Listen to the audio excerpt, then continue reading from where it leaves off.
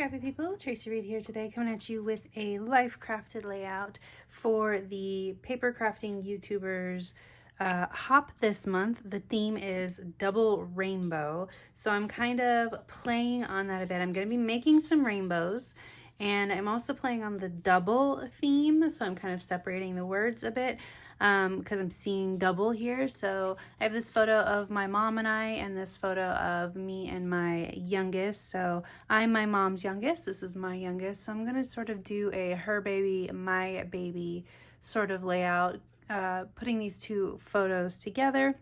I'm going to show you how to make really easy rainbows with some patterned paper. I'm using the Happy Mama 6x6 patterned paper that I designed for Catherine Pooler. So this is 6x6. Obviously my pages are 5 by 8.25. So we're going to probably work on some white cardstock as well. But I'm going to start by making my rainbows. So let's have at it.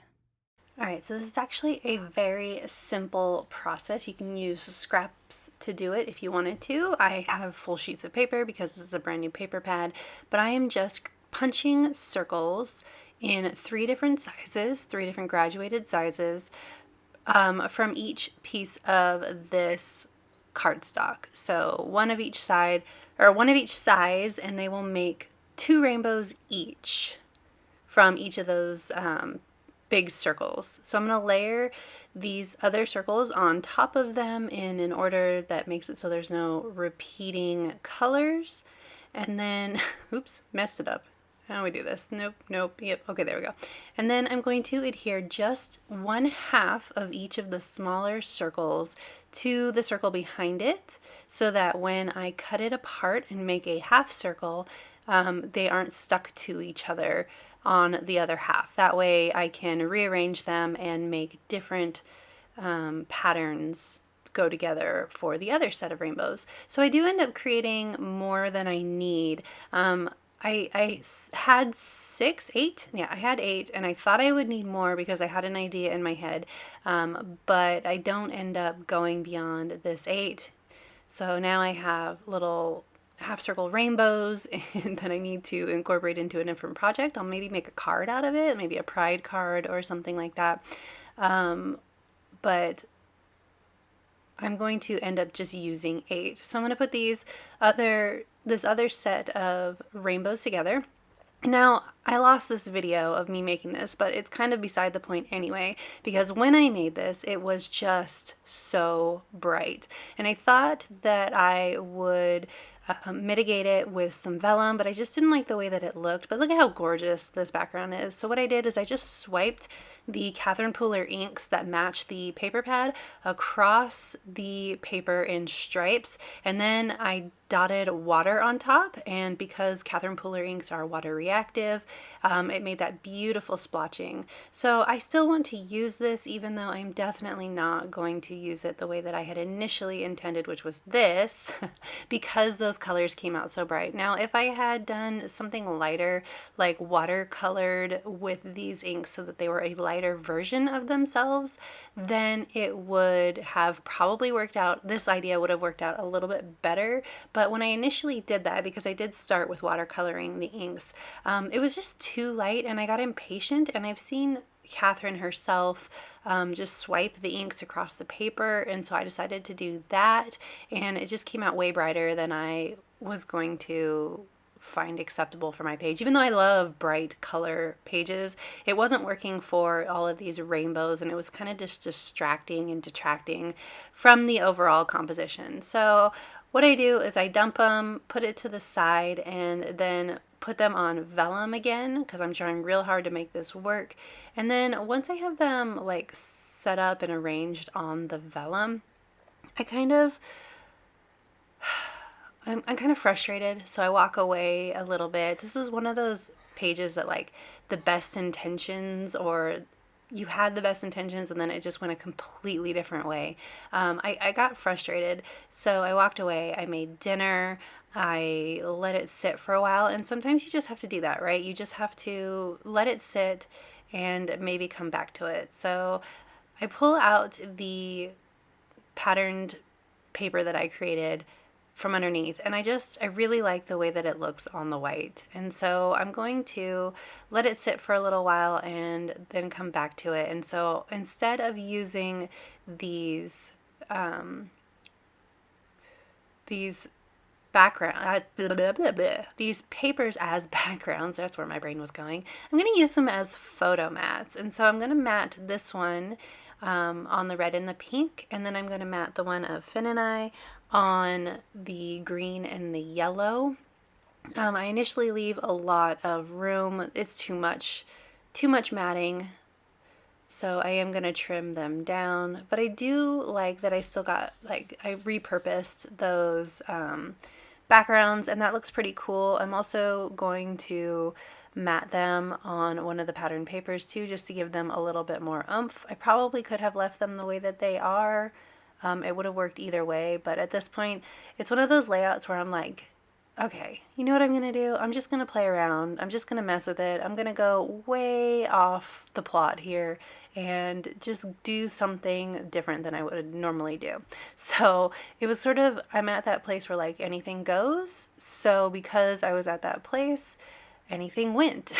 And in the end, I get to a layout that I really, really enjoy, but is very different than what I normally do. So that's fun too. So I decided to put the rainbows on the top and the bottom of these photos rather than frame the photos with them. I felt like that worked a little bit better. So I'm going to pull out this striped pattern paper, and I'm going to mat both of these photos on this striped pattern paper. I felt like it helped to bring in some more of the color from all of the rainbows to the photo mats and kind of tied everything together. Again, it was probably something I could have just left the way it was, but I didn't. So I'm going to put all of these rainbows down now. And I think this is the place where I kind of left it over dinner and all of that. So I bring out some Citrus Twist stamps, and at this point I'm like, you know what? I think I'm going to make this layout completely embellishment free. So let's do some fun stamping. So I'm going to use this new alphabet that I got from Citrus Twist. It is called the Emma alphabet stamp, and I am not using the little tails that come on the alphabet because they're just a little bit too much together. So I'm doing some stamping with the same colors that are in the collection, except I pulled out Mardi Gras instead of In the Park, and I don't realize what I've done until it's too late, right? That green bee is way, way darker than the rest of the page. In fact, I don't realize what I've done until I'm almost done with this page. But I'm like, why is this so much darker? Why did that stamp the wrong color? And I literally do not figure it out, but that's okay. So now I'm doodling. You guys, I busted out the pen and I am doodling, which is not something that I typically do. I initially was just going to add a few lines to these letters, but no, then we're going to go all in on these letters because I didn't like the way that looked. So I'm keeping it nice and messy and doodly. It kind of matches the alphabet that I chose for her and my. And now I'm going to go around the outside edges of the pages too, because I'm like, you know what? If I don't like this, I can just not do it, right? I can just toss it. I can start over. I can repurpose these rainbows that I'm making. In fact, these rainbows are not looking very rainbowy, which is not making me very happy. I like them, but they're not quite what I want. So this is what I do. I let it sit overnight. I add in some journaling lines, add in my journaling, and then I just leave it alone. I let it sit overnight. I come back to it in the daylight with new, fresh ideas. I let it simmer, and then I had some ideas about it while I was like going to bed because it was definitely on my mind. And we come back to it and make something magic out of it. So first I'm going to finish outlining all of these letters, and then we're going to come back in the morning with some embroidery thread. And you can see here I pull out my embroidery thread, and I don't have quite the right match for the green or the pink. So my initial thoughts as I pull out all of these colors is that I'm just going to do the red and the yellow instead of all the colors. But I have an epiphany later when I am doing the red and the yellow, that the dark green would actually help fix those dark green letters and tie them into the papers better if I use that dark green over the top of the light green paper that's the right color.